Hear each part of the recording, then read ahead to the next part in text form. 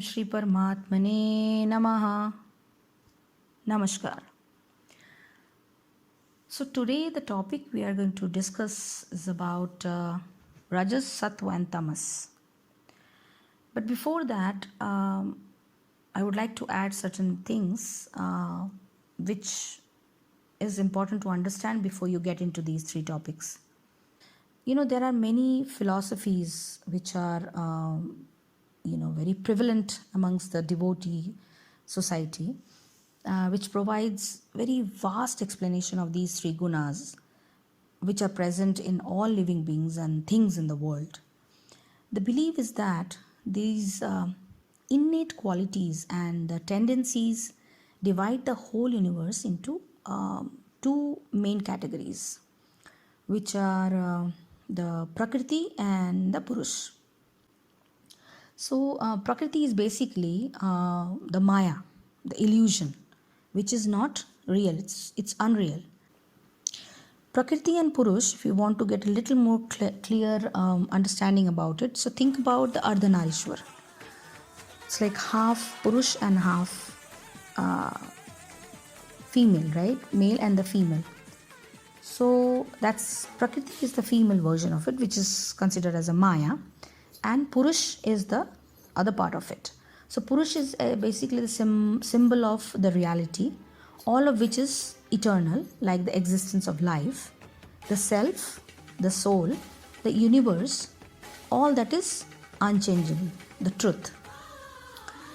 Now, Lord Kabirdas has described Prakriti and Purush. He says, Eke Purush, Ek Nari, Takar Karu Vichara. There is only one male Purush, which is the Supreme God, Paramatma, and just one female, which is Prakriti. Eke Nari Jal Pasara Jag Mein Bhara Andesha.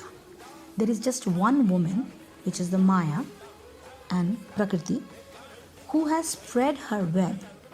The whole world is confused between the truth and the untruth, the Sat and the Asat. So the complete God and Prakriti, which is the Purush and the Prakriti, both are eternal. Now there are certain things explained in Srimad Bhagavad Gita, Adhyay 13, chapter 13, and 19th and 21 shlokas. There are very nice explanation in these two.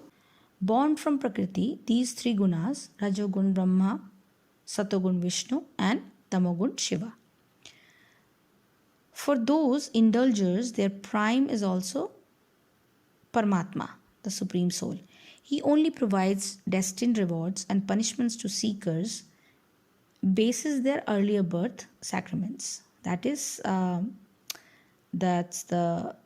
complete God. It's the Purna Brahma. Now let's get into the real topic, which is the three gunas, three qualities, and what do we mean by the gunas? So gunas means here all the hues of primary qualities or the modes of nature which are present in all living beings in various different degrees of combinations as per their spiritual progress and purity. In abstract discussion, they may be desirable or undesirable or neutral. So, as the innate nature of an individual, their actions, personality traits, psychological attributes of people, the attachments, involvement with the world, etc., etc. Whereas, if unspecified, they are usually associated with the divine and the good faith. From the perspective of spiritualism, a lot of holy scriptures provide explicit reference about the gunas which are associated with the Hindu trinity, Trimurti. So, Brahma, Vishnu, and Shiva. And they equipped with the Rajas, Sattva, and the Tamas gunas, respectively. Important to note that one or the other gunas more or less dominates in every human being, which determines his or her personality. So let's hear more from Nandita. Radhe Krishna. ये संसार क्या है? यहाँ पे मनुष्य, पशु पक्षी, कीट पतंगे सभी अलग अलग तरीके का व्यवहार क्यों करते हैं? मृत्यु क्यों होती है? मृत्यु के पश्चात क्या होता है? ये सभी वो सामान्य प्रश्न हैं जो हमारे मन में बाल्यकाल से ही होते हैं। अर्जुन के मन में भी ऐसे ही कई सवाल थे, जिनके प्रति उत्तर में श्री कृष्ण ने प्रकृति के 3 गुणों का वर्णन किया है। और वो 3 गुण हैं सत्व गुण, रजस गुण और तमोगुण। हम सभी मनुष्यों का शरीर 5 महाभूत तत्व पृथ्वी, आकाश, जल, अग्नि और वायु इनसे मिलके बना हुआ है।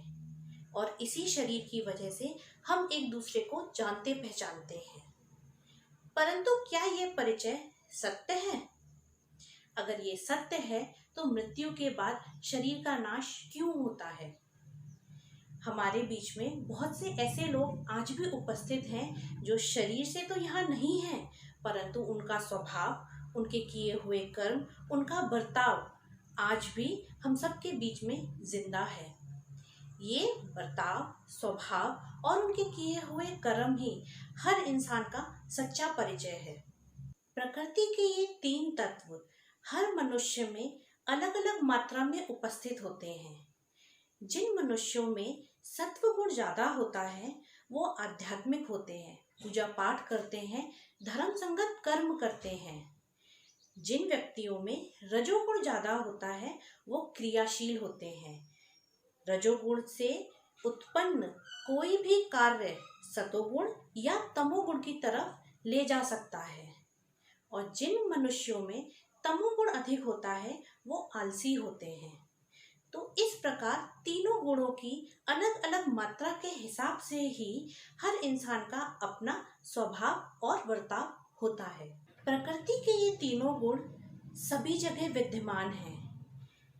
अगर मैं रंग की बात करूं तो श्वेत और हल्का पीला रंग सत्व गुण को रिप्रेजेंट करता है।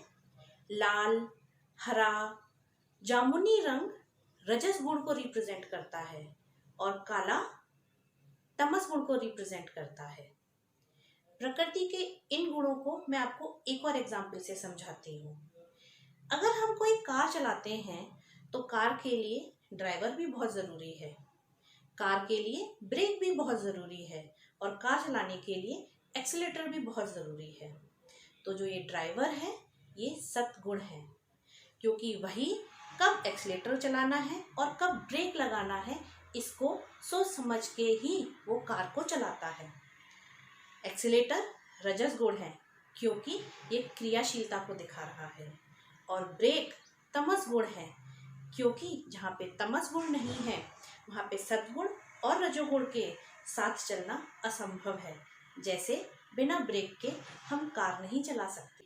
इसी प्रकार सत्व गुण विवेक को, रजस गुण प्रेम को और तमस गुण अंधकार या अहंकार को रिप्रेजेंट करता है। जो इंसान तमस गुण में होता है वो केवल शारीरिक इच्छाओं की पूर्ति करता है, उसमें बहुत अहंकार होता है। परंतु जो इंसान रजोगुण में रहता है वो अपने जीविकोपार्जन के लिए धर्म संगत कर्म करता है। परंतु वो व्यक्ति जो सतोगुण में होता है वो ये जानता है कि जीवन चलाने के लिए रजोगुण और तमोगुण दोनों ही जरूरी हैं और इस तरीके से वो रजोगुण और तमोगुण में रहते हुए भी समता में रहता है। ये प्रकृति त्रिगुणात्मक है, परंतु जो परमात्मा है वो त्रिगुणातीत है, यानी इन 3 गुणों से भी परे। इसीलिए जो व्यक्ति इन तीनों गुणों में समान रूप से रहता है वो भी इन 3 गुणों से परे हो जाता है और उसकी आत्मा परमात्मा से मिल जाती है। जो व्यक्ति रजोगुण में रहता है अर्थात प्रेम में रहता है वो सुख में जीवन बिताता है, परंतु जो व्यक्ति तमोगुण में रहता है उसे दुख का भोग ज्यादा करना पड़ता है। परंतु तमोगुण का भी बहुत महत्व है। जैसे रजोगुण हमें क्रियाशीलता देता है, तमोगुण हमें स्थिरता देता है। तमोगुण अपने में बुरा नहीं है, परंतु सदैव तमोगुण में रहना बुरा है। अगर हम जहर की बहुत थोड़ी सी मात्रा इस्तेमाल करते हैं तो वो दवा की तरह कार्य करता है। इसी प्रकार तमोगुण में बहुत थोड़ा सा विचरण हमारी जिंदगी को आसान बनाता है। जो व्यक्ति रजोगुण और तमोगुण में आता जाता रहता है वह सदैव अपनी जर्नी को अपर डायरेक्शन में ले जाके सतोगुण में अपने आप को स्थापित करता है। जब हम किसी बीज को धरती में बोते हैं तो धरती, वायु, सूर्य का प्रकाश सभी अपना कार्य करके उस बीज को वृक्ष में बदल देते हैं। इसी प्रकार जिस गुण का बीज हम अपने अंदर डालेंगे तो उसी प्रकार की ऊर्जा चारों तरफ से हमारे पास आएगी और उसी बीज को बड़ा करके वृक्ष में बदल दे। इसीलिए इन तीनों गुणों को संतुलित करने के लिए हमें साधना जरूर करनी चाहिए।